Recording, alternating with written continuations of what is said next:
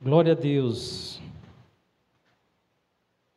Irmão, Salmos 139, a partir do versículo 7.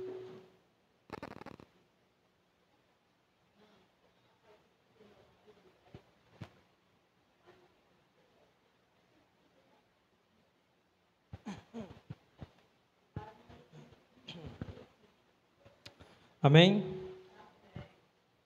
Diz assim a palavra do Senhor. Para onde poderei eu escapar do teu espírito?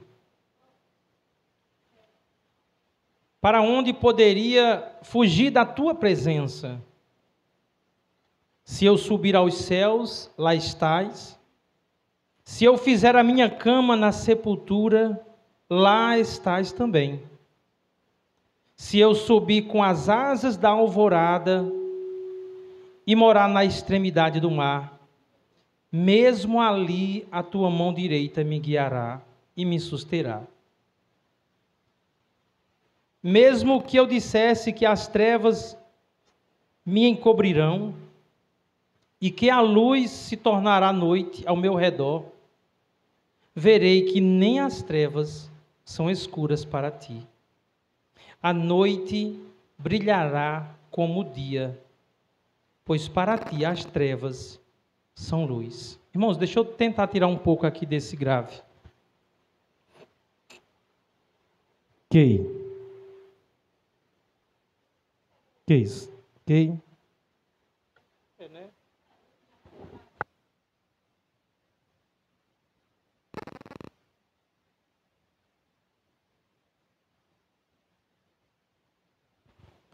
Que melhorou, né?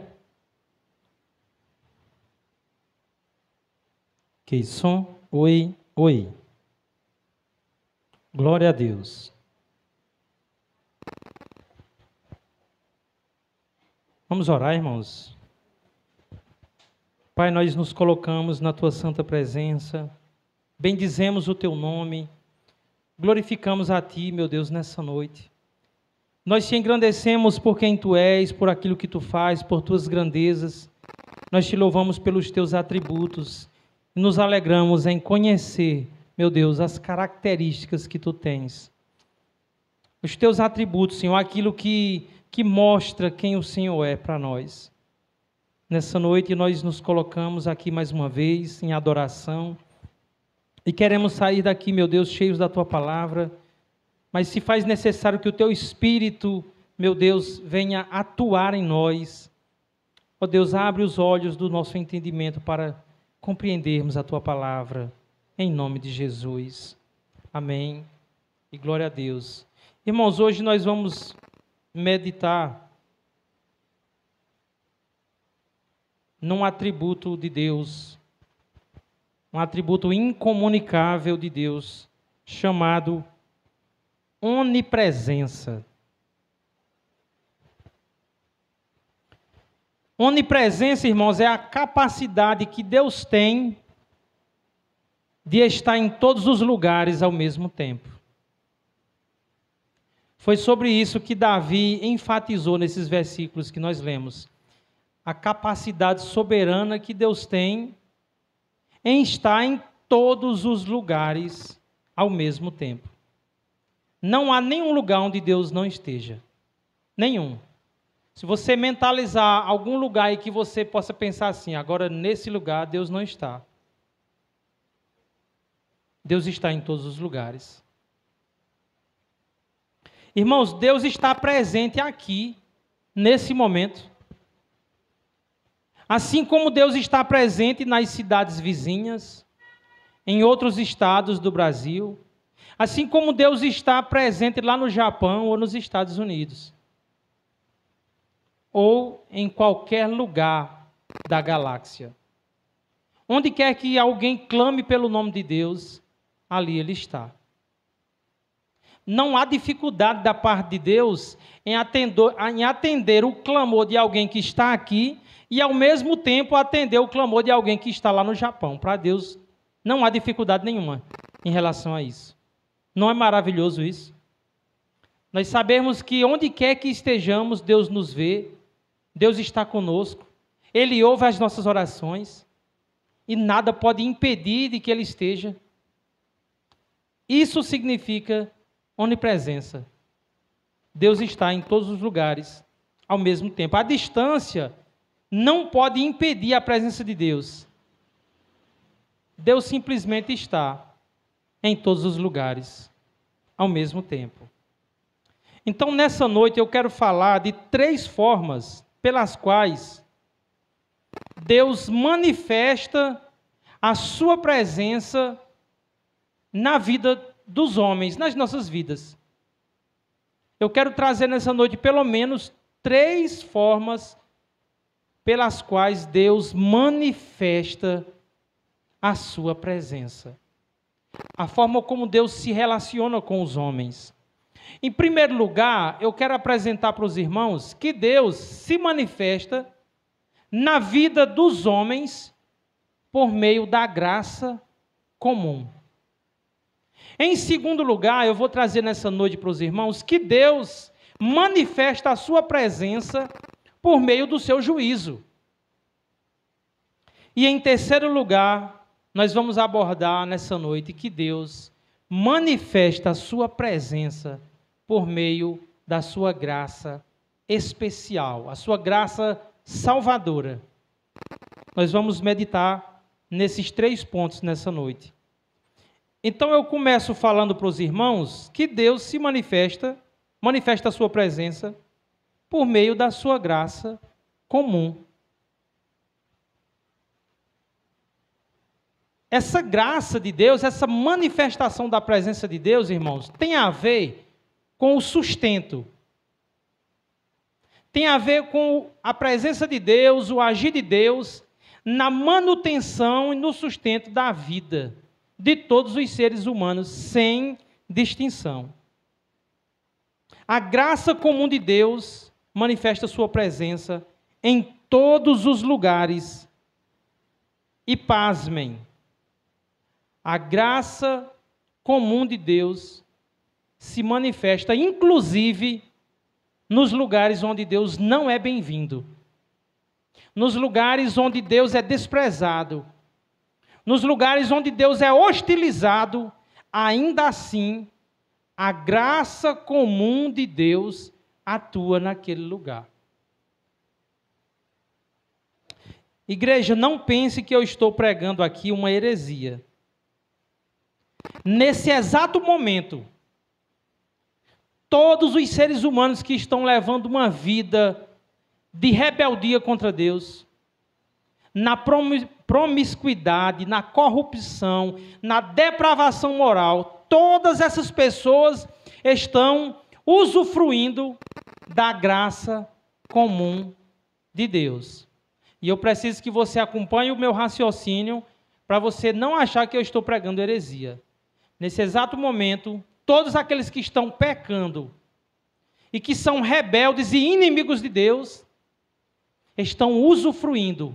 Deus está manifestando a sua presença na vida dessas pessoas por meio da sua graça comum.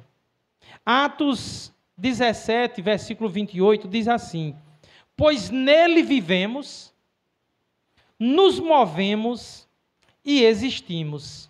A parte A do versículo. São palavras do apóstolo Paulo, pregando e anunciando o Deus soberano em Atenas. Aos atenienses, pessoas que viviam adorando falsos deuses. Milhares de ídolos. E Paulo chega naquela região da Grécia, naquela cidade de Atenas, e apresenta para aquelas pessoas o Deus que sustenta, que dá o fôlego de vida. Nele nós vivemos, nos movemos e existimos. Então é por isso que eu estou dizendo que Deus manifesta a sua presença na vida dos ímpios por meio da sua graça comum. Então, a graça comum de Deus, de fato, alcança, inclusive, os inimigos de Deus. No entanto, eu não estou dizendo que essas pessoas estão debaixo da graça salvadora de Deus. A graça comum, irmãos, é a graça que mantém vivo, que sustenta, que alimenta, que dá o pão de cada dia. Eu também não estou dizendo que essas pessoas tenham comunhão com Deus. Não estou dizendo que Deus seja conivente com a vida pecaminosa delas. Pelo contrário, Deus odeia o pecado. Mas a questão é que a presença de Deus se manifesta na vida dessas pessoas por meio da graça comum. A graça comum de Deus oferece para essas pessoas, irmãos, o fôlego de vida, o pão de cada dia, a saúde, a força, o vigor, a capacidade de gerar filhos, tudo isso vem de Deus. E os ímpios usufruem disso. A graça de Deus está na vida deles, a graça comum está na vida deles dessa forma. Irmãos, os ímpios estão desfrutando do mesmo ar que nós respiramos. De onde vem o ar que respiramos? Quem nos proporciona isso? Quem sustenta, quem nos dá, quem provém esse ar? É Deus. O sol que nasce e nos aquece a cada dia, também nasce e aquece os ímpios. Eles estão usufruindo dessa dádiva de Deus também. A chuva que rega a horta dos justos também rega a horta dos ímpios. Essa é uma verdade bíblica. Não há como fugir da presença de Deus. Irmãos, até mesmo aqueles que praticam abominações religiosas, como a idolatria, a feitiçaria, a necromancia, que é aquelas pessoas que têm o hábito de falar com os mortos, supostamente falar. Irmãos, e até mesmo os satanistas, eles usufruem da graça comum de Deus. Então, como eu já disse, não significa que Deus aprove suas práticas religiosas, pagãs, pecaminosas. Na verdade, o fato de que a presença graciosa de Deus se manifesta também na vida dos ímpios implica em que isso torna eles mais ainda indesculpáveis. Cada vez que eles vivem e usufruem da graça comum, eles acumulam mais ira para aquele dia, para aquele grande dia. Então eu queria citar um exemplo. Por exemplo, irmãos, certa vez um cliente lá da minha oficina, ele já faleceu há pouco tempo. Ele era um espírita. E ele tentou me converter à religião espírita. Ele sabia que eu era cristão. Mas cada oportunidade que ele tinha, que ele andava lá na minha oficina, ele pregava as doutrinas do espiritismo para mim. Eu me lembro de uma certa vez que ele falou sobre uma entidade que sempre aparecia lá no culto dele, chamado Ferreirinha. Trata-se do espírito de Lampião, segundo os espíritas. E ele disse que Ferreirinha baixava lá numa pessoa, num médium, e falava coisas, e ensinava coisas.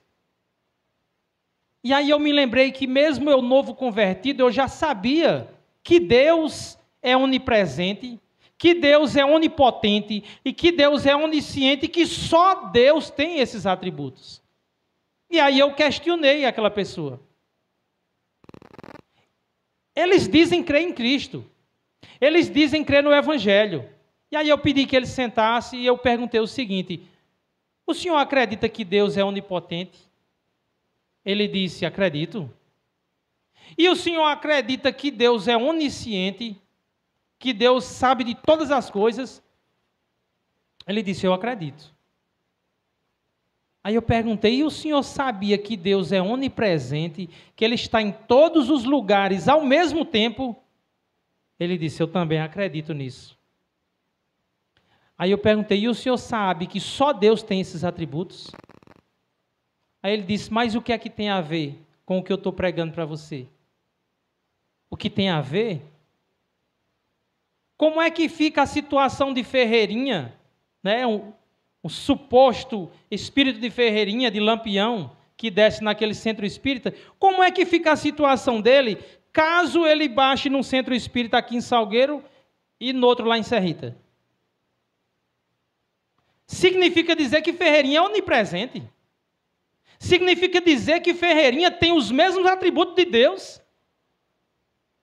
Percebe, irmãos, como é importante nós conhecermos os atributos de Deus?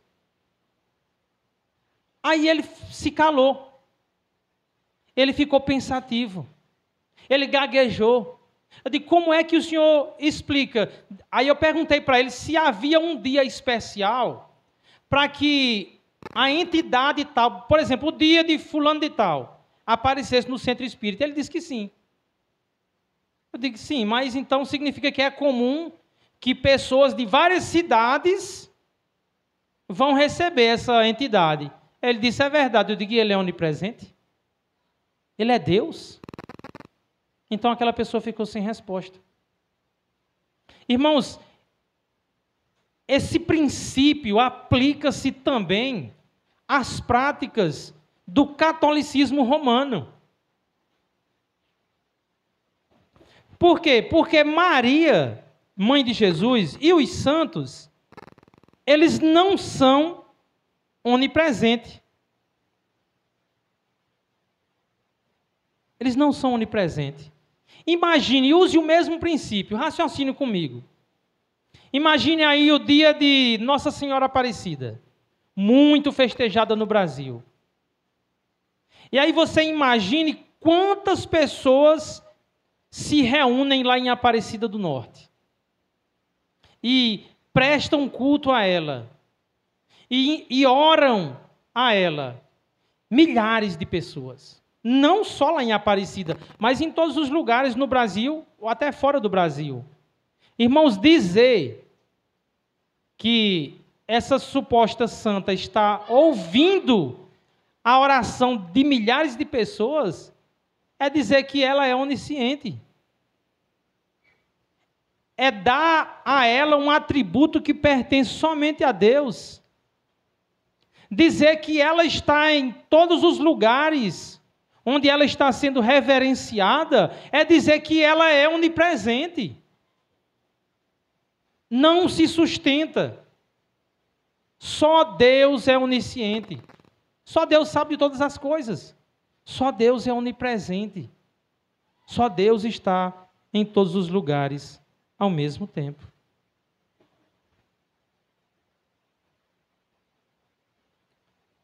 Irmãos, qualquer ensino que contradiz a palavra de Deus deve ser rejeitado. A palavra de Deus deixa bem claro que é impossível que alguém que tenha morrido tenha contato com os vivos. É impossível que uma suposta entidade chamada Ferreirinha ou que o espírito de Lampião fale com quem está vivo. É impossível que os santos, os apóstolos, que Maria, mãe de Jesus, que morreu, possa nos ouvir. É impossível, simplesmente porque ela não tem um atributo que pertence a Deus, é um atributo incomunicável. Só Deus é onipresente, só Deus é onisciente, só Deus é onipotente. Hebreus 9, 27 diz assim: aos homens está ordenado morrer uma só vez, vindo depois disso o juízo. Deus ordena, Deus instituiu para o homem que ele morre uma única vez, contradizendo os ensinos do Espiritismo, que diz que as pessoas reencarnam. Ao homem está ordenado morrer uma única vez, e depois disso segue-se ao juízo. E acabou-se. É impossível. Ou seja, eu preguei sobre Cristo para aquele homem. Eu falei para ele, eu digo, olha, a sua divindade é uma farsa. Ou, no mínimo, você está adorando e cultuando um demônio. Mas, baseado nas Escrituras, eu lhe garanto, o espírito de Lampião não vai a lugar nenhum. Você precisa se arrepender dos seus pecados. Você precisa depositar a sua confiança somente em Jesus Cristo, para que você não venha desfrutar do mesmo destino de Lampião. Infelizmente, esse homem morreu sem Cristo. É triste.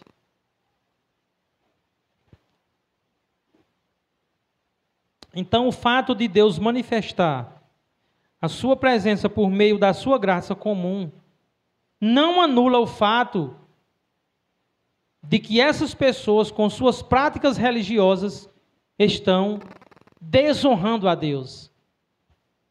Elas têm práticas religiosas que vão contra a palavra de Deus.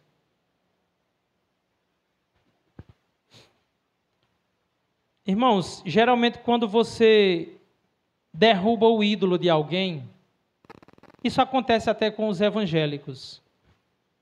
Quando você chega para alguém que fala das suas práticas religiosas que são antibíblicas, as pessoas elas apelam para experiências. Mas aí elas vão falar de curas, né? Foi isso que o espírita falou para mim. Olha, mas você está enganado. Porque eu vivi experiências de curas, eu vivi experiência de milagres. E se você olhar para a minha vida, Deus me mantém, Deus me sustenta e Deus me faz prosperar. Ou seja, o que é que esse homem está falando? Parte do que ele disse significa apenas que a graça comum de Deus está atuando na vida dele. Significa que Deus está dando a ele o fôlego de vida, a saúde, o sustento. Está mantendo ele nesse mundo. Mas ele é um inimigo de Deus. Irmãos, não importa quem diga, quem seja a autoridade espiritual, um pastor, líder religioso, pode estar chovendo milagres. Se as práticas religiosas daquele lugar são contra a palavra de Deus, Deus também está se manifestando na vida daquelas pessoas. A presença de Deus se manifesta por meio do seu juízo. E este é o segundo tópico que nós vamos abordar.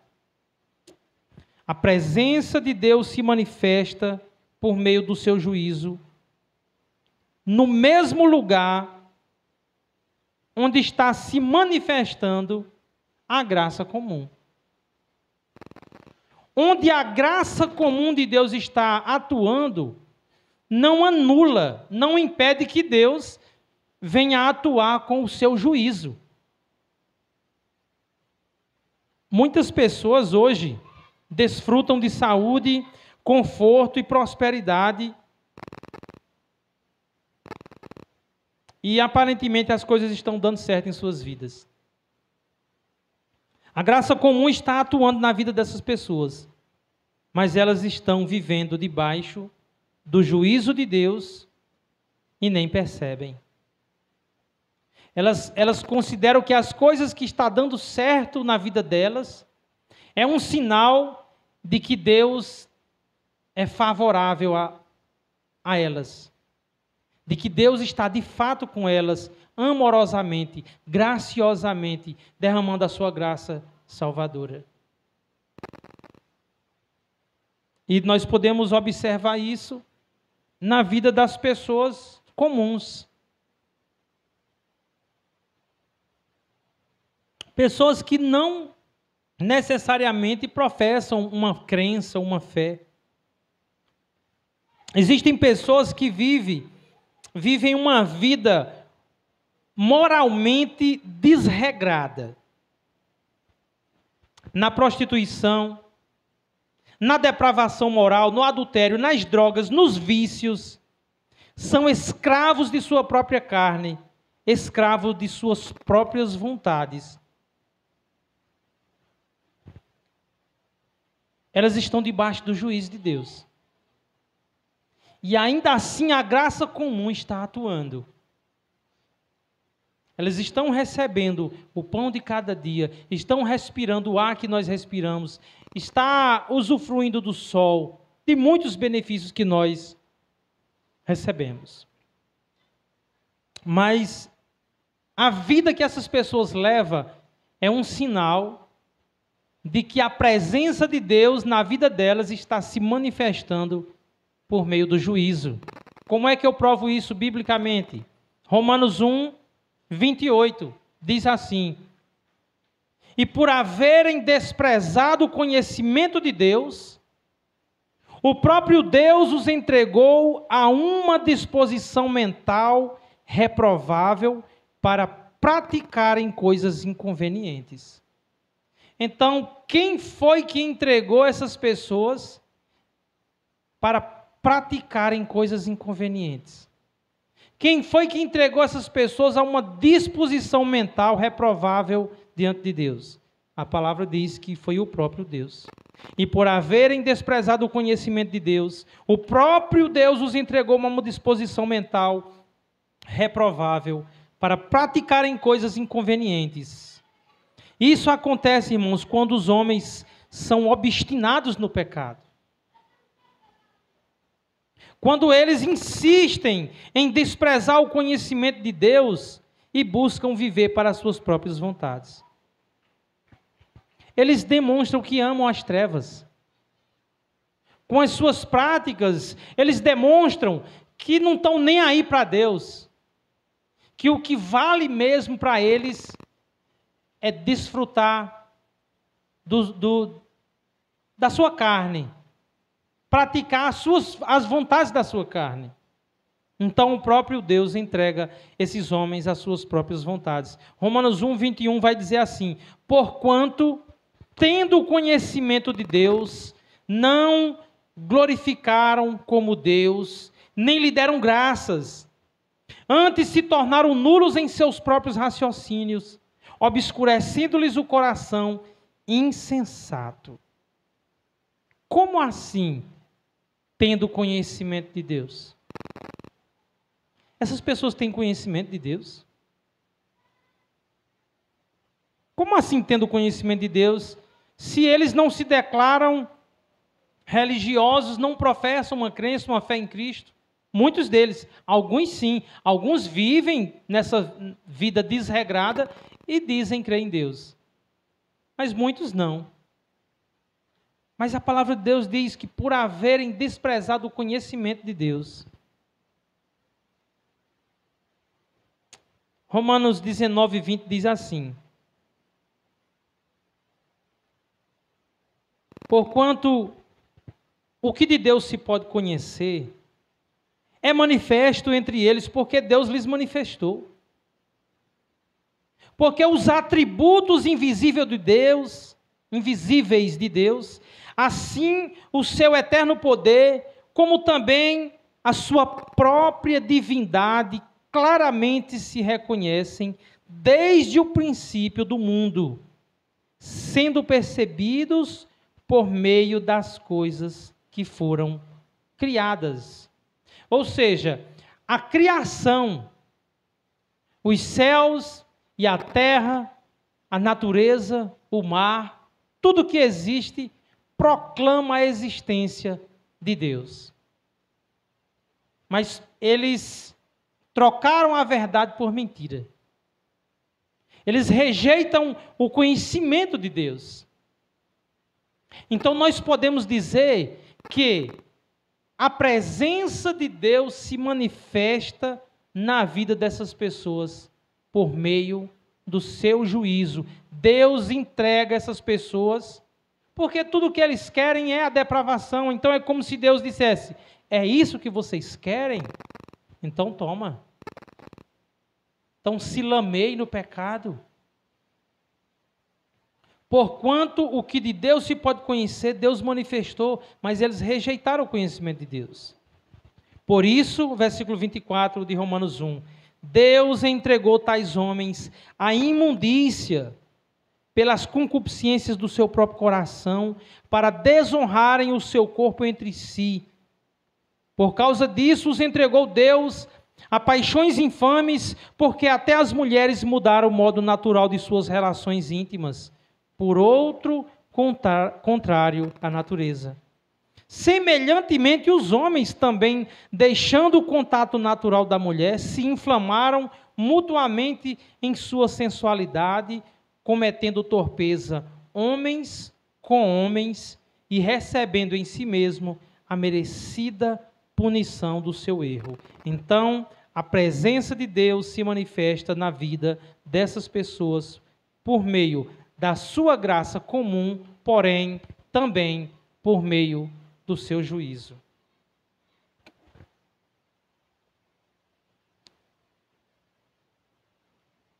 Exemplo número 2. Irmãos, Deus também manifesta a sua presença por meio do seu juízo na vida de religiosos. Inclusive no meio protestante. Inclusive no meio dos crentes, Deus derrama o seu juízo. A presença de Deus se manifesta com juízo no meio dos crentes.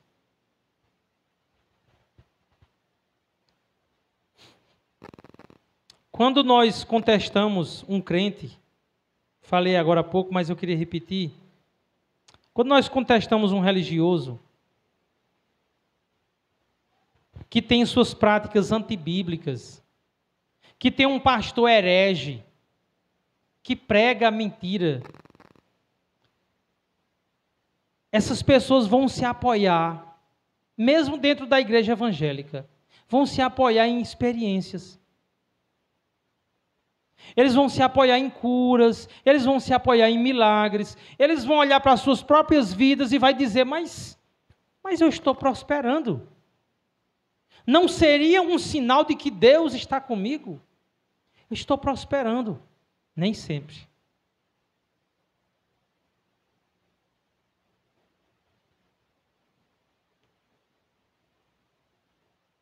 Essas pessoas, elas colocam a palavra de Deus em segundo plano e enfatizam experiências, sinais, enfatizam o sustento de Deus em suas vidas. A palavra de Deus deixa um alerta para a igreja em relação a isso. E eu preciso que você acompanhe comigo. 2 Tessalonicenses 2, do 9 ao 12, vai dizer o seguinte: esse homem virá para realizar o trabalho de Satanás, com poder, com sinais e falsas maravilhas. E com todo tipo de mentira perversa para enganar os que estão caminhando para a destruição. Pois se recusaram a amar e aceitar a verdade que os salvaria. Portanto, Deus fará que sejam enganados. E eles crerão nessas mentiras. Então serão condenados por ter prazer no mal em vez de crer na verdade. Irmãos, a palavra de Deus fala sobre um homem que virá para realizar o trabalho de Satanás e enganar os crentes. Alguns teólogos renomados, ao interpretar esse versículo, o primeiro que nós lemos, que fala de um homem que virá para fazer o trabalho de Satanás, eles interpretam não necessariamente como um homem, um ser, mas em todo um sistema anti-Deus. todo um sistema que se opõe a Deus, à palavra de Deus. E muitas pessoas que se apegam à mentira e desprezam a verdade, elas serão atraídas por uma demonstração de poder, de milagres, de curas, de maravilhas, justamente o que essas pessoas usam como desculpas para validar suas práticas errôneas, pecaminosas. Isso tem sido cada vez mais comum em nossos dias. Tente dizer para um religioso que as práticas da sua igreja são antibíblicas, que logo eles vão apelar para as experiências das quais a palavra de Deus já havia nos advertido. Eles vão se negar a dar ouvido à verdade. Eles vão olhar somente para curas, sinais, falsos sinais, milagres. E eles vão dizer que Deus está operando no meio deles. E de fato Deus está operando. Está operando mesmo. A presença de Deus está se manifestando no meio deles por meio do erro. Deus envia a operação do erro para que eles creiam na mentira por haverem desprezado a verdade. Irmãos, uma prática muito comum em nossos dias de pessoas que dizem ter a presença de Deus em suas vidas.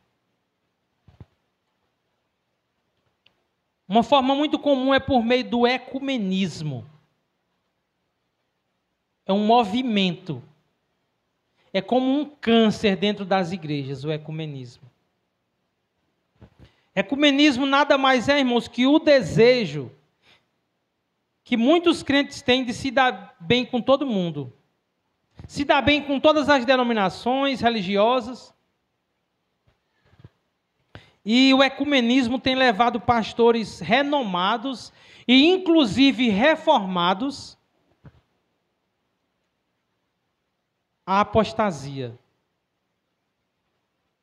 Ecumenismo é a tentativa de juntar a luz com as trevas. É a tentativa de juntar todas as denominações que se dizem cristãs, ainda que essas demonstrem, por meio de suas práticas, que elas vivem fora da palavra de Deus. Que seus cultos são heréticos. Seus ensinamentos são heréticos. E nos nossos dias, líderes religiosos e até anônimos, pessoas que não são do meio dos famosos, pastores anônimos que estão no anonimato, estão abraçando o ecumenismo.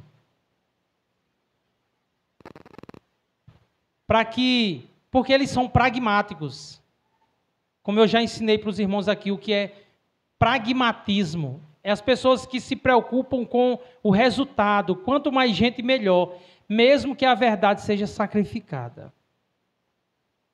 O motivo mais comum para haver o ecumenismo é o interesse financeiro. É o mais comum, é o apego ao dinheiro. Líderes religiosos, famosos e anônimos, têm tentado juntar a mentira com a verdade, a luz com as trevas. Têm tentado fazer com que a luz e as trevas andem de mãos dadas, como se elas tivessem alguma coisa em comum. Eles dizem, irmãos, que são construtores de pontes. É um discurso atraente. Eles dizem que não é certo construir muros de separação. No entanto, o Evangelho promove um muro que separa a verdade da mentira. O Evangelho, irmãos, separa a luz das trevas. Separa a obra de Deus na salvação da tentativa orgulhosa, insubmissa e frustrada de salvação pelas obras humanas. E nós sabemos que o evangelho que cria muro, que separa a verdade da mentira, a luz das trevas, também, em dados momentos, traz prejuízo financeiro. Eles aderem ao ecumenismo, movidos por interesse lucrativo. E eles sabem que se o evangelho puro e simples tão somente for anunciado, ali vai gerar uma parede e vai causar divisões entre aquelas pessoas que aceitam o evangelho e aquelas que querem criar para si um evangelho diferente. 2 de Pedro 2,3 diz o seguinte: em sua ambição pelo dinheiro, esses falsos mestres vão explorar vocês, contando histórias inventadas. Mas faz muito tempo que o juiz está alerta e o destruidor deles está bem acordado. Irmãos, eles exploram financeiramente as pessoas, contando histórias inventadas. Eles trabalham para construir pontes de ligação entre o que é falso e o que é verdadeiro. Eles dizem, vamos juntar todo mundo, vamos acabar com essa divisão, somos todos crentes, vamos deixar de lado as questões doutrinárias. Irmãos, isso é a presença de Deus se manifestando na vida deles por meio do juízo, entregando eles à concupiscência da sua carne, aos desejos pecaminosos, ao amor pelo dinheiro. Eles vão atrair as pessoas inventando histórias. Inclusive, há uma história inventada, bem conhecida, talvez alguns conheçam. Não vou contar aqui a história. Bem conhecida no meio reformado, que tenta juntar um pregador do passado chamado John Wesley e George Whitefield. De um lado, George Whitefield com o evangelho bíblico da salvação, atribuindo toda a honra e toda a glória somente a Deus. Do outro lado, John Wesley, pregando um evangelho antibíblico, atribuindo a honra e a glória da salvação aos méritos humanos, negando a depravação total. Os tais líderes, movidos por interesse financeiro, constroem pontes para unir a luz e as trevas. Deus envia a operação do erro, irmãos, para que eles creiam na mentira, para que eles andem de mãos dadas com a mentira, por haverem desprezado o conhecimento de Deus, por se negarem a amar a verdade. Em sua ambição pelo dinheiro, esses falsos mestres vão explorar vocês, contando histórias inventadas. Essa, com certeza, é uma demonstração do juízo de Deus na vida dessas pessoas. Irmãos, mas isso não vem somente por parte de líderes religiosos. Não é somente os líderes religiosos que estão aderindo ao ecumenismo. Irmãos, a maioria dos crentes que a gente conhece hoje, que a gente encontra na rua, você vai conversar com ele ali 5 minutos, você percebe que eles odeiam o evangelho. Que eles amam o ecumenismo, o que eles querem mesmo é que todo mundo se dê bem, às custas de negar a verdade do evangelho. Muitos também movidos por interesse financeiro, não somente os líderes, mas muitos membros das igrejas ditas evangélicas. E Paulo fala sobre isso em 2 Timóteo capítulo 4, versículo 3 e 4. Pois vai chegar o tempo em que as pessoas não vão dar atenção ao verdadeiro ensinamento, mas seguirão os seus próprios desejos e arranjarão para si mesmas uma porção de mestres que vão dizer o que elas querem ouvir. Irmãos, a palavra de Deus nos ensina tudo que precisamos saber para nos blindar das heresias. A palavra de Deus tem os seus alertas, os seus ensinamentos, para que nós não venhamos desfrutar da presença de Deus manifestada por meio do seu juízo. E também nós sabemos que muitos membros negam a verdade do Evangelho movidos por interesse financeiro. Porque, irmãos, falar a verdade de Deus muitas vezes significa perder dinheiro. Muitas vezes o crente deixa de falar a verdade por ter medo de que isso venha afetar o seu faturamento. Ou para não perder, por exemplo, um contrato de emprego. Para não perder uma licitação de serviço público. E isso é uma falta de confiança na provisão de Deus. Além do que, pessoas que agem assim não se gloriam na cruz de Cristo, mas no dinheiro. Elas confiam no dinheiro. Elas estão dispostas a negar a verdade do Evangelho para não perder dinheiro.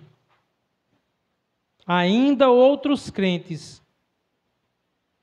têm flertado com o ecumenismo ao perceber que pessoas a quem eles amam não se encaixam no Evangelho. Irmãos, quantos e quantos parentes nós temos, quantas pessoas que nós amamos não conhecem o Evangelho? Quantas pessoas vivem sem o conhecimento de Deus? Quantas e quantas pessoas não se encaixam no Evangelho? E muitas vezes o crente vai aderir ao ecumenismo para que aquela pessoa amada se encaixe no Evangelho. Como eu falei, o ecumenismo tem sido um câncer no meio da igreja e muitos crentes têm adotado o ecumenismo e negado a verdade para não sofrer perdas, seja de pessoas ou de dinheiro. E é um problema, irmãos, porque isso pode ser uma evidência de que a presença de Deus esteja se manifestando na vida dessas pessoas por meio do juízo. Precisamos ter cuidado com isso. Pode ser uma evidência de que Deus tenha enviado a operação do erro para que essas pessoas creiam na mentira e recebam o juízo de Deus.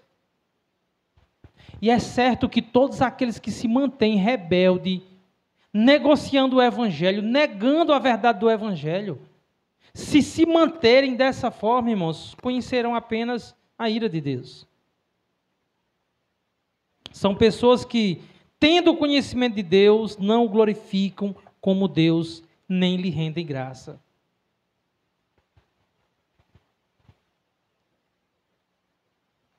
O Evangelho não baixa o padrão para que os nossos filhos que não são crentes se encaixem no Evangelho. Deus não baixa o padrão da sua palavra para que parentes próximos a nós se encaixem no Evangelho. O que a palavra de Deus diz é que todos aqueles que estão alheios à palavra de Deus, eles estão caminhando para o inferno. E não importa se essas pessoas são próximas a nós, Deus não vai baixar o padrão do Evangelho.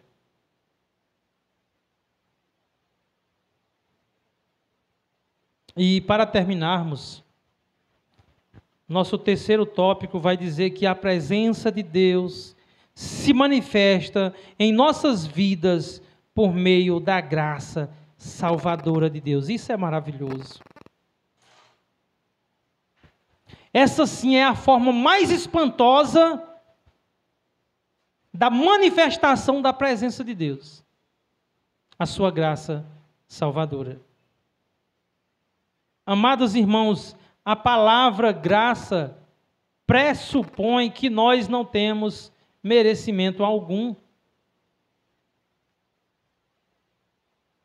Visto que nós somos pecadores, visto que nós herdamos de Adão essa natureza pecaminosa, e visto que desonramos a Deus, que ninguém possui mérito diante de Deus,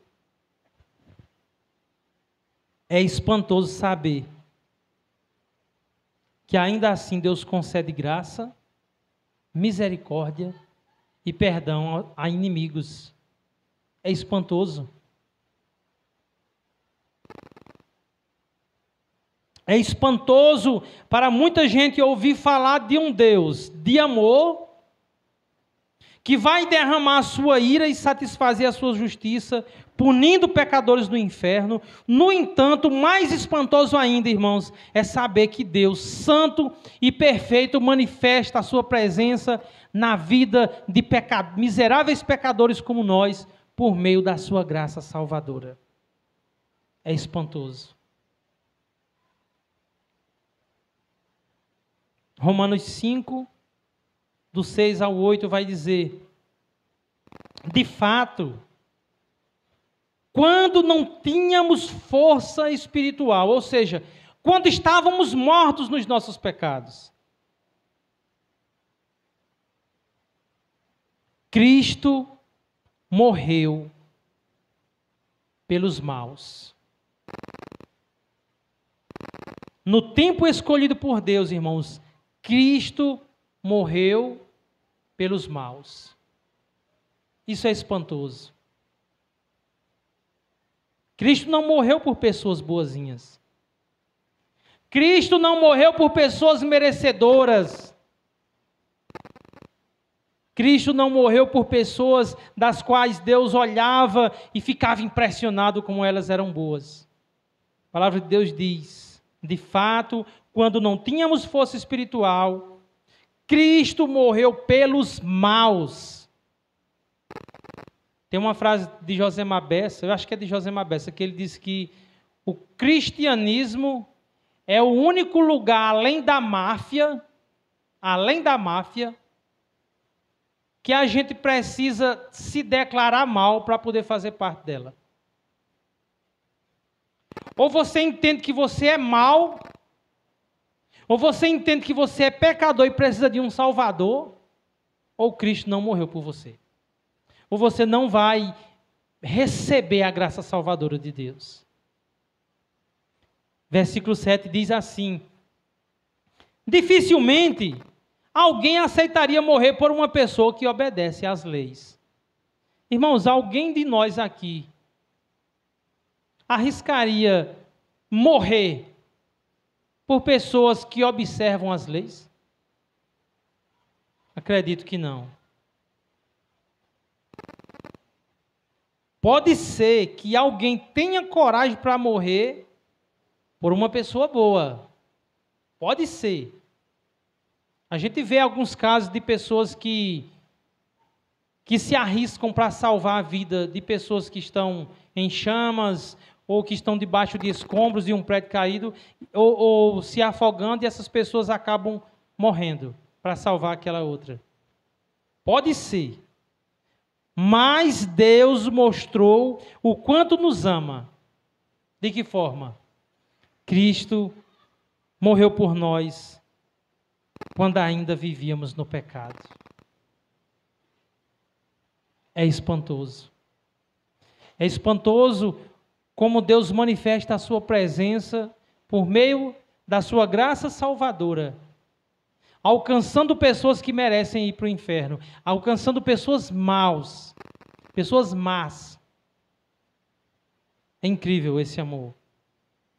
Isto é de fato espantoso. Irmãos, essa forma da manifestação da presença de Deus é uma prova verdadeira de amor. Ou uma prova de amor verdadeiro. É de fato. Porque é Deus entrando na história da humanidade e resgatando, salvando aqueles que estão perdidos. Salvando seus inimigos. morrendo por seus inimigos, morrendo por pessoas más. Pode ser que alguém se arrisque a morrer por uma pessoa boa, mas quando Jesus Cristo derramou o seu sangue naquela cruz, foi por pessoas más.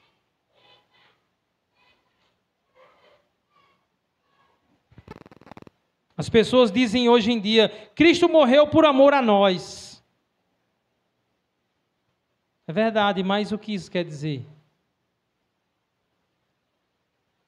Irmãos, não faz sentido alguém dizer, ei, eu te amo, eu vou ali morrer. Ou você entende de fato essa mensagem, ou alguém que diz que te ama, e porque te ama, vai morrer, no mínimo essa pessoa é louca. Não faz sentido, essa conta não fecha. Ah, Jesus morreu por amor a nós. Ok, mas como assim? Não faz sentido, essa conta não fecha. A menos que nós entendamos o Evangelho. A menos que eu tenha a compreensão disto, eu vou achar que foi uma loucura Jesus morrer para demonstrar amor. Ele demonstrou amor, nos substituindo, morrendo em nosso lugar, nos salvando, dando a sua vida. Porque diante de Deus, o pecado que há em nós é abominável. Diante de Deus, a nossa natureza é má. Diante de Deus, não há justo nenhum sequer, não há quem entenda, não há quem busque a Deus, todos se extraviaram, a uma se fizeram inúteis, não há quem faça o bem, não há nenhum sequer.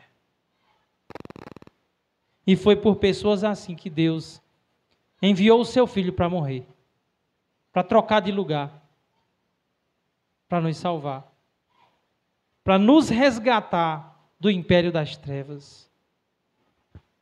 E todos aqueles que creem nessa mensagem têm a presença salvadora de Deus, agora, amanhã e eternamente. Deus é onipresente. Em verdade vos digo, aquele que crê em mim tem a vida eterna. Em verdade vos digo que aquele que crê em mim, ainda que morra, viverá. Essa manifestação da presença de Deus em nossas vidas deve ser o combustível que nos mantém perseverantes diante de Deus. A manifestação da presença salvadora de Deus em nossas vidas é a garantia que temos de que estaremos para sempre. Porque hoje nós falamos de um Deus onipresente. Ele está em todos os lugares ao mesmo tempo, embora Deus não pode ser retido. Deus não pode ser retido por quatro paredes. Deus não pode ser propriedade de uma religião. Deus se manifesta em nós, em nossas vidas. De que forma Deus tem se manifestado na sua vida? É óbvio dizer que Deus tem se manifestado por meio da graça comum na vida de todos os homens. E Deus tem se manifestado a sua presença na vida de muitas pessoas ímpias ou religiosas por meio do seu juízo, entregando essas pessoas para fazerem coisas inconvenientes por negarem e odiarem a verdade de Deus. E o meu desejo nessa noite é que, de fato, Deus esteja manifestando a sua presença na vida de cada um dos meus irmãos, de cada um de vocês, por meio da graça salvadora. Porque essa é a manifestação da presença de Deus que mais importa para nós. Sem ela, estaríamos perdidos. Que Deus abençoe a vida dos irmãos. Amém? Soberano e eterno Deus, obrigado por essa noite. Obrigado pela tua presença, meu Deus, em nosso meio. Obrigado, Senhor, porque a tua graça nos alcançou e o Senhor derramou sobre nós a sua graça salvadora, nos conduzindo a conhecer a mensagem do Evangelho. Livra-nos, Senhor, de que a tua presença se manifeste em nossa vida por meio do teu juízo. Esclarece as nossas ideias, nos dê um coração que tenha afeições por ti, que te ame, que te busque, que reverencie e tenha o Senhor na mais alta conta. Livra-nos, Senhor, de que a tua justiça esteja operando nesse lugar, operando nesse púlpito, operando na vida de cada irmão. Livra-nos, Senhor, de ignorarmos e rejeitarmos a tua verdade santa, a tua santa palavra. E nos enche da alegria de sabermos que o Senhor tem manifestado a sua presença em nossas vidas por meio da salvação, da tua graça salvadora, em nome de Jesus. Amém. Glória a Deus. Vamos cantar um louvor, irmãos.